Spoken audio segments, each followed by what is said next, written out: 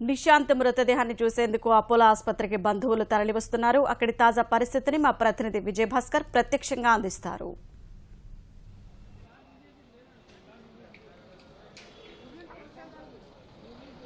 Hyderabad Jubilee Hills road number 36లో ఇవాళ తెల్లవారుజామున జరిగిన ఘోర రోడ్డు ప్రమాదంలో మంత్రి ఆంధ్రప్రదేశ్కు చెందిన పురపాలక శాఖ మంత్రి నారాయణ కుమారుడు నిషిత్ ఆయన స్నేహితుడు రాజా రవివర్మ ఇద్దరు దుర్మరణం పాలయ్యారు. హైదరాబాద్ రోడ్ నంబర్ 36 జూబ్లీ హిల్స్లోని రోడ్ నంబర్ 36 వద్ద మెట్రో పిల్లర్ను వాళ్ళు ప్రయాణిస్తున్న బెంజ్ కారు అతివేగంగా ఢీకొనడంతో ఈ ప్రమాదం జరిగింది. ఈ ప్రమాదంలో కారు నుజ్జునుజ్జైంది. స్థానికులు అక్కడ గాయపడిన వాళ్ళను ఆసుపత్రికి తీసుకొచ్చారు. చికిత్స కోసం జూబ్లీహిల్స్ అపోలో ఆసుపత్రికి తీసుకొచ్చారు. అపోలో ఆసుపత్రికి తీసుకొచ్చిన తర్వాత వైద్యులు పరిశీలించి వాళ్ళు అప్పటికే మృతి చెందినట్లుగా ప్రకటించారు. అతివేగంగా కారు నడపడం వల్లే ఈ ప్రమాదం చోటు చేసుకున్నట్లుగా తెలుస్తోంది. వీళ్ళు ప్రమాదం జరిగిన వెంటనే స్థానికులు అక్కడ గమనించి వాళ్ళను కారులో చిక్కుకుపోయిన క్షతగాత్రులను ఆసుపత్రికి తరలించారు. పూర్తిగా కనీసం వాళ్ళను కారులో నుంచి బయటకు తీసేందుకు కూడా చాలా సమయం పట్టిందని చెప్పేసి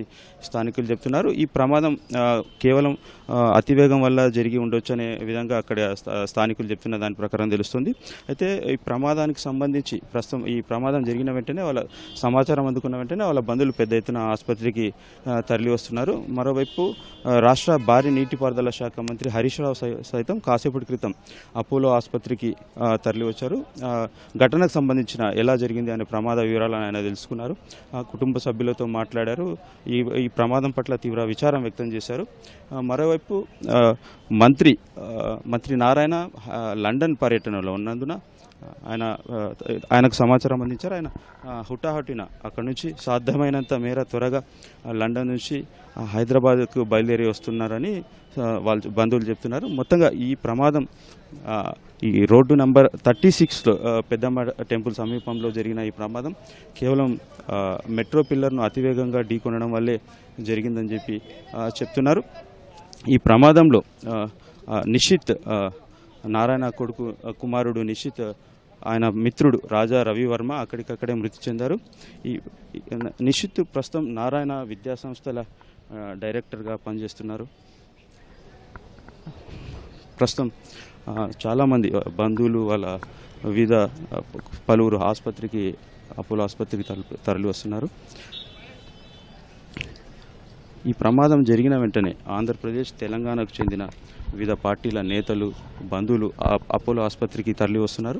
ఈ ప్రమాదం వివరాలను తెలుసుకునేందుకు వాళ్ళంతా ఆసుపత్రి వద్ద వైద్యులను అడిగి తెలుసుకుంటున్నారు. మొత్తంగా ఈ ప్రమాదం అపోలో ఆసుపత్రి వద్ద పెద్ద ఎత్తున వాళ్ళ బంధువులతో అభిమానులతో నిండిపోయి ఉంది. అయితే ప్రస్తుతం ఇక్కడ అపోలో ఆసుపత్రి మార్చురీలో మృతదేహాలను ఉంచారు. కాసేపటి తర్వాత పెద్ద ఎత్తున ఇప్పుడు అపోలో ఆసుపత్రి వద్దకు వాళ్ళ బంధువులు తెలిసిన వాళ్ళంతా వస్తున్నారు.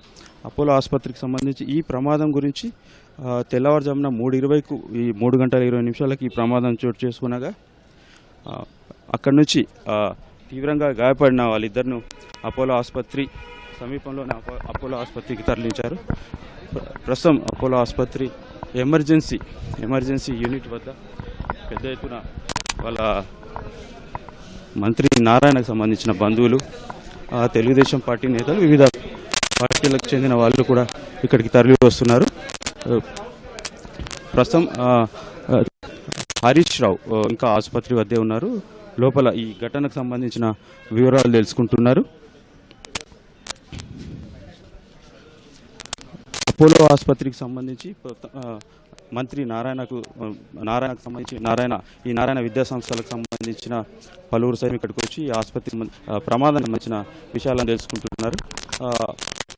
ఈ తెల్లవారుజామున 3:20కి ఈ ప్రమాదం జరగగా ప్రస్తుతం ఆసుపత్రి వద్ద పెద్ద ఎత్తున మంత్రి నారాయణకు సంబంధించిన పలువురు రాజకీయ నేతలు ఇక్కడికి తరలి వస్తున్నారు. Vote studio.